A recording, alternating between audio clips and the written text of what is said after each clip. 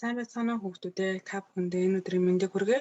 Өнөөдрийн уран зохиолын хичээлийн сэдэв Монголын нууц товчийг уншиж ойлгох, үн цэнийг мэдрэх сэдвийн маань зорилго Монгол тулгын түүх соёлын гайхамшигт бүтээл болох Монголын нууц товчийг уншиж ойлгох, бахархах, үн цэнийг мэдрэх, үзэл төлөвшүүлэх зорилгоон дор дараах дөрвөн зорилтыг авч хэрэгжүүлнэ. Нууц товчийг ярихаасаа өмнө түүхэн зохиол гэж юу вэ гэдэг талаар бүгдээр ярилцъя. Хүний амьдрал, нийгмийн үйл явцыг цаг хугацаа орчинтой нь уялдуулан задлан шинжилж, үр дагавар нөхцөл харилцаа холбоо зэргийг сэрүүлэн бичсэн бичиг баримтыг түүхэн зохиол гэж нэрлэдэг юм байна. Тэгвэл улс орны түүхэн зохиолуудаас жишээ авбал Орос 10 дугаар зууны үед зохиогдсон Игорийн хорооны төлсөн зохиол алдартай байдаг юм байна. Гуржид 12 дугаар зууны үед Шодор Рафаэлийн зохиолсон Барсан хэмээгт Баатар гэдэг шүлгэлсэн зохиол, Францад Роландын дуулал гэдэг их Карл хааны байлааны түүхийг авч бичсэн зохиол, Грекэд Илиада Одиссей гэдэг хэдэн мянган жилийн өмнө зохиогдсон үлгэр байдаг бол Монгол үндэстний анхны түүх дурсгалын зохиол нь Монголын нууц товчоо юм аа.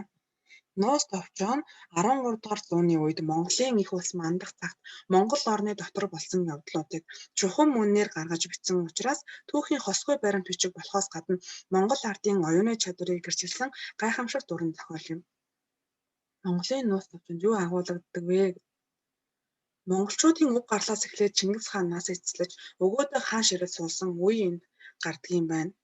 Тухайн үеийн Монголын сайн сармаг хоёр талыг хэтэрхий сайшаа магтахгүй, хэтэрхий далтлан нуухгүй, чухам үнээр нь уран сайхны хэлээр бичсэн эрхэм өвмаа энд агуулгадаг юм байна. Монголчуудын аж амьдрал ба сэтгэл хүсэл бүрэн илрэн гарсан зохиол юм байна. Тэр цагийн ардын дуу цэцэн үг шүлгэлийг өргөнөөр гаргасан. За энэ нь бол бүлэг бүр 20-30 шүлэг гарч байгаас харагдана. Монголын нууц товчоо зохиосон он тоолол болон зохиогч.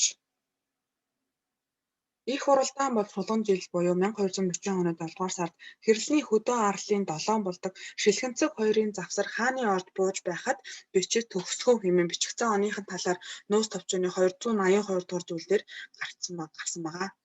Нууц товчооны монгол бичгээр бичсэн их олдоогүй бөгөөд хан зүсгээр монгол хэлийг тэмдэглэж хятад орчуулгыг татсан Мин улсын үеийн их бичиг нь Эдэг үеийн нууц товчооны үндэс болсон юм аа.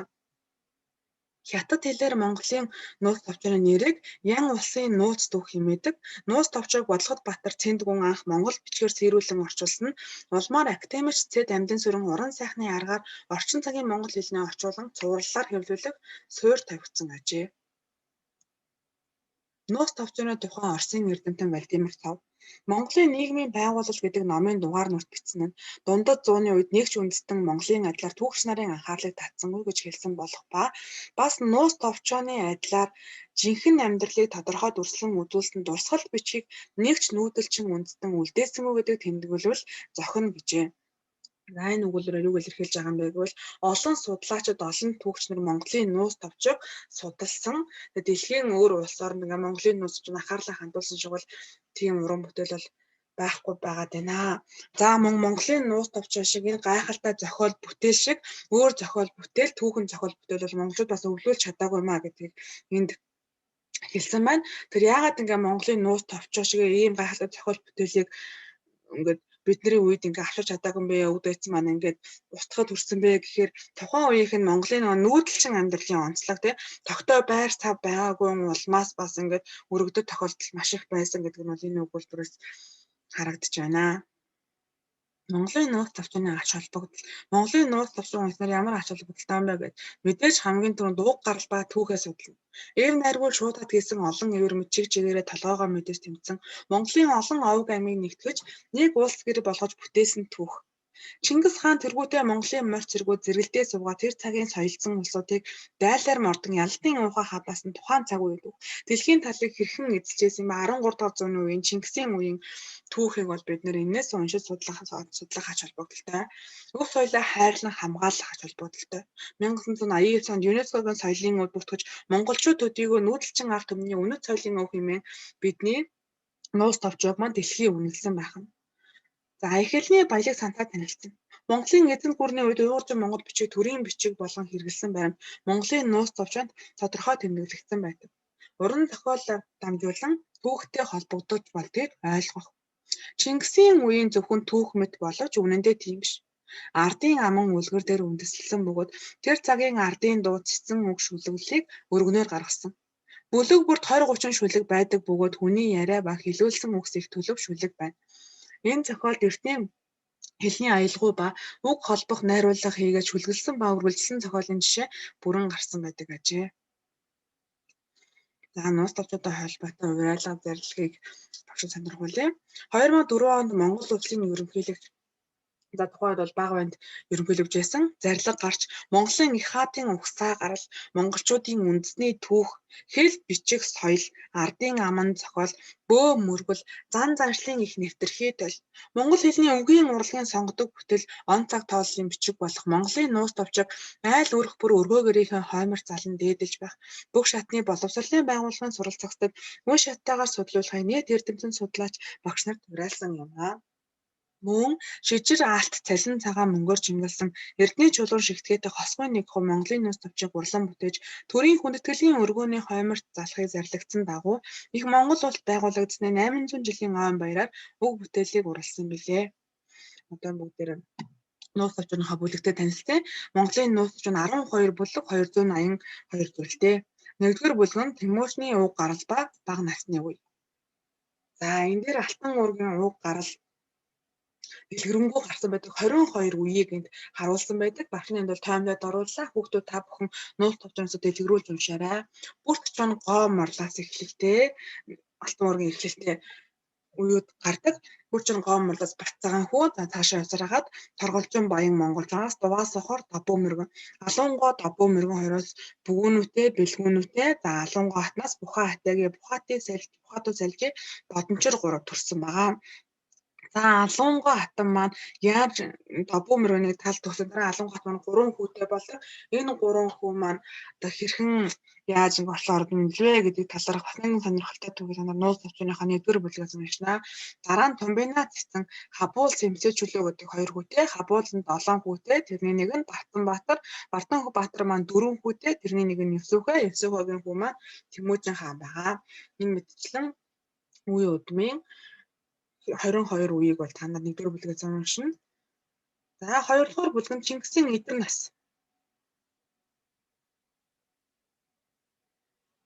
За энэ бүлэг дээр оюунтай төрсэн өвөлөн их маань яаж зов зүдэрч яаж арга ухаан гайхалтай мундаг арга ухаанаараа хөвгүүдээ өсөн 90 цент хүргэж байгаа талаарх тэр үйл явдал гардаг. За яагаад тэгэхээр Евсөөхө Баатрыг таал төгснөөс хойш Овг аймгаас салж нэн өвөлн хөвгүүдтэйгээ буйран дээрээ үлдэж байгаа үйл явдал гардаг. Энийг 2 дугаар бүлэг дэлгэрүүлж уншуулнаа. За энэ дээр ханаа барагсад ижлээ эдгэсэд гэдэг өвөлн үжин маань Тэмүүжин хасар хоёрыг зэмлэн ууралж байгаа аашилж байгаа ийм зэмлж байгаа ийм хэсэг гарна. За яагаад их болсон бэ гэхээр Евсөөхө Баатар маань 2 хатантай байсан. Өвөлн үжин Сочигэл их. За Сочигэл их нь Бэхтэр бэлгүүтэй өвөлн үжингээс нь 4 хүн нэг охин төрсэн байгаа. Тэгээд Тэмүүжин хасар хоёр маань Бэхтэр бэлгүүтэйтэй ангийн олзноос болоод муудалцсаасаа болоод хасар Тэмүүжин хоёр бэлгүүтэйг харуулж авснаас өвөлн үжин маань ингээд сургаалаа айлдаж хүүхдүүдэд зэмлж байгаа энэ хэсэг 2 дугаар бүлэг дээрээ гарна. За тайчууд хурганы үз гуйжв төлгөний бие төлж өгөж довтлохоор ирдэг. Энэ үед нь ингэж нэг Тэмүүжингийн хотог руу довтлохоор нь Тэмүүжин бурхан алдаг ууланд зүгтэж гараад буцаж явахдаа тайчуудад баригдаж байгаа. За тэрүүнд нь торхон шар ороход нь тусалж байгаа үйл явдлыг гарнаа. За тайчуудаас болтож зүгтаад гэртээ ирж байх үед нь 8 шарган агтыг дээрэмдэж одоод 8 шарган агтаа хайж явахдаа араас нь мөдөж хайж явахдаа 9 үрлэг дангисныхаа нэг борч амттай архин нөхөрлсөн энэ түүхэн үйл явдлыг гарнаа. За Монголын нуус товчон дээр бол зарим бүлгүүд дээр нь анд нөхөртөөгөө Тэмүүжин маань анд нөхөртөөгөө хэрхэн яаж танилцсан түүхүүд бол тодорхой гарсан байгаа. Тэрний нэг боорцоо танилцсан түүх нь 2 дугаар бүлэг дээр гарнаа. За дараа нь мэрэгдүүд бүр татныг нь хулгайлж явсан. Мэрэгдүүд бүр татныг нь одоо булаагаад явсан тэр үйл явдал энэ дээр дэлгэрэнгүй гарна. 3 дугаар бүлэг дээр мэрэгдийг цөнүүлсэн ба Тэмүүжин хаан цол өрөмжлөгдсөн. За мэрэгдүүд бүр татныг булааж явсны дараагаар эртний Евсөөхө Баатрын хаан болсон Тойрол хаан дээр очин тоглоомж гуйж одоо мэрэгдүүдтэй байлдаж ялалт байгуулдаг. За энүүнд нь бол Жамуу хаанд нь бол хүч хавцардаг. За 3 удаа анд бололцсон энэ Жамуу андтай 3 удаа анд бололцсон анх бол 11 настай байхдаа шагаас солилцож дараа нь дууцсан Марс модонгой Залтан бүс морь зэрэгээ солилцож 3 удаа анд яс барилдсан. За гэтэл яагаад энэ 3 удаа анд барилдсан найзтайгаа ингээд энэ анд нөхөртэйг эвдэрсэн бэ? За тэгээд Чингис хаан маань хэрхэн хаан ширээн өргөмжлөгдөж байгаа, хэрхэн Чингис хаан болох цол хэрэмгээ авах гэж байгаа энэ үйл явдал маань энэ бүлэг дээр гардаг байгаа. Дөрөвдүгээр бүлэг дээр нь Жамуух ба тайчуудтай тэмцсэн нь. Чингис хаан тэр байлаанд хүзүүнээ суцаж шархтаж цус тогтохгүй ядран зовж нар шингэхэд мөн байлдааны газар буу. Чингисийн мөгдөрсөн цусыг зэлэн амаа шинж уруулаад тутаж өөр хүний идэхгүй өөрөө сахиа цусаар шүндүүл болов. Цусыг ам дүүрэн болгож ацсаар шүндүүл өнгөрвөл Чингис хааны ухаан сэргэж өгүүлрэн цус хатаж гүйцүү би ундаасаж байна гэв. Энэ дан шарх аваад тэр шарх авсан үед нь анд нөхөнд хэрхэн тусдим болж байгаа болон энэ дайн дээр ямар үйл явдал өрнөгийг энэ бүлгээс уншиж болно. За татарыг сүнөөсөн ба Ван хаан цал уншигдсан. Өвөг дээдсээ дайсган чиглэсэн өвөг дээдсийг нь хоруулж ийсэн энэ татаруудтай хэрхэн байлаж хэрхэн ялалт байгуулж ийсэн энэ дээр гадаг бөгөөд татараас Есүгэн гэдэг хоёр хатнаа буулгаж авч байгаа түүхэн үйл явдал гарнаа. 7-дугаар бүлэг дээр нь 6-дугаар бүлэг нь Хэрээд улсын мөксөн нь Ван хааны удирдаг Хэрээд улс хэрхэн мөксөж байгаа үйл явдал түүхэн үйл явдал 6-дугаар бүлэг дээр гарна. Дараагаар нь Ван хаан сүнсэн 7-дугаар бүлэг нь Ван хаан сүнсэн нь. За Ван хаан маань нутаг орондоо байлдаж байгаа Чингисийн цэргүүдээс зүхтаад Дидэх сахлын Нэхүн ус гэдэг газараа ангаж усан дээр очиод 8-ны харуулын 29 бичиг гэх хүнтэй тохиолдов. 29 бичүүд Ван хаан би Ван хаан мөн гэж хэлсэн боловч тэр таньсангүй ба үнэмшсэнгүй. Ван хааныг барьж аваад алжээ. За Ван хаан маань энэ бүлэг дээр ингээд үхлээр төгсөж байгаа. За дараагийн нэг үйл явдал нь цэргийн зохион байгуул. Чингис хаан цэргийн хуваарлаж 1000-ны ноён, 100-ны ноён, 10-ны ноён ба Чирбийн нарыг томилж байгаа үйл явдал гарна. Жанжид шүүдрээс унд хийж, шүлсээр хоол хийж, салхиар унаа хийж, саадгаар нөхөр хийж явдаг. Зэв хувлаа тэргүүтээ зэлэн зүбээ дараатай Тэмүүжин анд ингэжсэн. Тэр дөрөв ноход Тэмүүлэн хурч ирвэ гэд Жанжид дайн байлдаанд Тэмүүжний жанжидаа хэрхэн ордог талаарх үйл явдал энэ бүлэг дээр гардаг бөгөөд Булан хатнаа буулгаж авсан энэ үйл явдал бас гарах нэ. 8-дугаар бүлэг дээр нь хүчүүлгийн зүгтаасан ба Тэмүүжин дарагдсан. Жамуух дарагдсан. Анд нөхөр болсон 3 удаа анд барилсан нөхөртөөгөө дайсгдсныхаа дараагаар дайн тулааны дараа тэм Жамуух маань баригдаж ирсэн байгаа. Яаж баригдсан бэ гэхээр цуг зүхтаж явсан нөхд нь бол Тэмүүжинд барьж ирсэн. За тэгээд тэр эзэн дээдсээ барьж ирсэн албатуудыг бол Тэмүүжин маань буурушааж хороож байгаа. За дараа нь Жамуух өөрөө өхлөө сонгосон. Одоо ингээд Холжинатай ингээд дайсгансан одоо би чам нөхөрлөе гэд гуйж яхад чи өөрийнхөө өхлийг сонголоо. Одоо чиний хэлснээр тус гаргалгүй амиг чинь хороож хүндэт ёсоор оршуулъя гэд Жамуух маань ингээд өгч байгаа. За 1206 оны түүхэн явдал энэ бүлэг дээр гардаг. Эсхий тургатан улсын шудраг болж Барс жил буюу 1206 оны онон мөрний эхэнд хуралдаж 9 хүлд цагаан тугаа мандуулаад Тэмүүжинд Чингис хаан цолыг өргөсөн үйл явдал 8-дугаар бүлэг дээр гарна. 9-дугаар бүлэг дээр нь шадар хишигтэн зэргийг байгуулсан.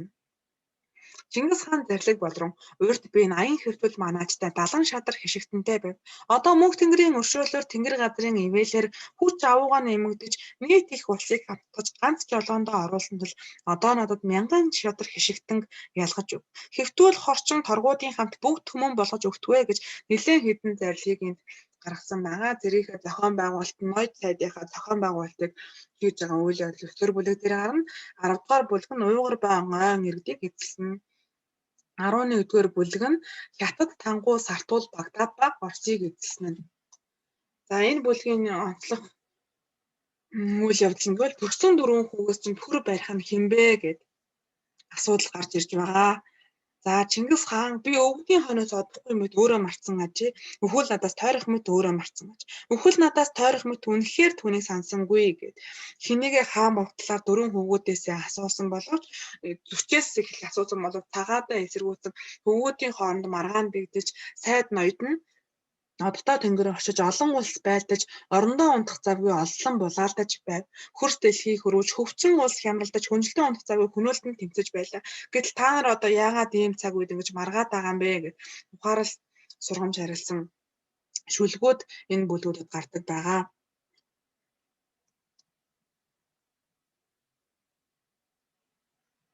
За дараагийн бүлэг нь Нууц товчооны маань сүүлийн бүлэг бол 12 дугаар бүлэг дээр Чингис хаан нас барсан ба нөгөөдөө хаан болсон нь. Тангууд улсыг сөнөөн дараад гахаа жил буюу 1227 онд Чингис хаан тэнгэр тайлав. Булган жил буюу 1228 онд Цагаатай бат тэргүүтэн баруун гарыг эзэлсэн хөвгүүд Отчмын ноён Жэв Евсүнхэй тэргүүтэн зүүн гарыг эзэлсэн хөвгүүд Толгой тэргүүтэн голыг эзэлсэн хөвгүүд ахад төмний ноёд мянганы ноёд бүгдээ хэрлэлийн хөдөө арал одоогийн баян улаанд хурж Чингис хааны гэрээсэлсэн зарлиг ёсоор болгон өгөөдөг хаан ургамжлвөө. За энэ багш нь гол дөрүүдийг болон дүүнрийг нь харуулсан, эсгэмжил харуулсан байна. Та нар дэвтэртээ сайхан тэмдэглэж яваарай. 9 өрлөг мухлай, чуумэргэн, боорч, соргон шар дээлэм, зэв, хар хэрүү, борхуул, шихий хөтө дүүнэр нь хасар хачуун, тэмүүгээ, тэмүүлэн энэ бол 9 өвөрлөн мөчнөөс төрсэн бэлтэр бэлгүүдээс очиг л хатнаас төрсөн. За Чингис хаан маань олон татварын болон хөвгүүдтэй байсан. Нууц товчонд бол дэлгэрэн ингээд нэр нь ингээд тодорхой дуртагдсан хаттын нэр болон хөвгүүдийн нэрийг юм байна. Бүрт Ёсөөгийн хулан зүс цагаатай өгөөдөө толгой. За хөвгүүд нь энэ дэгнүүлэн бичсэн байна. Охтыг нь энэ дэгнүүлэн бичсэн байна. Та нар маань уншиж байгаа дэвтэртээ сайхан тэмдэглэж аваарай. Монголын нууц товчог монголчууд түгээхгүй юм бол бид түгээхгүй юм бол тийм өөр хин түгээх юм бэ? Өнөөдөр дэлхийд даяараа еврей хүний дэлхийн хамгийн ухаантай хүн гэж боддог. Хэрэг Монголын нууц товчууд дэлхийд түгээж чадвал хүн бүхэн монголчуудыг дэлхийн хамгийн хүчрхэг үндэстэн гэж хардаг болно. Энүүнд бол та бүгдийн минь хүүхдүүд та бүгдийн минь оролцоо хувь нэр маш чухал учраас Монголын нууц товчоогоо уншиж өөрийн болгон түүхээ судлаарай гэж багш нь хэлмээр захимаар байна. За гэрийн даалгавар зохиолыг бүрэн ихээр нь уншсан зохиолынхоо тэмдэглэлийг хийгээд гэр бүлийнхэндээ ангийнхандаа агуулгыг нь ярьж өгөхөд бэлдээрэй. Анхааран сонсон хүүхдүүд та бүхэндээ баярлалаа.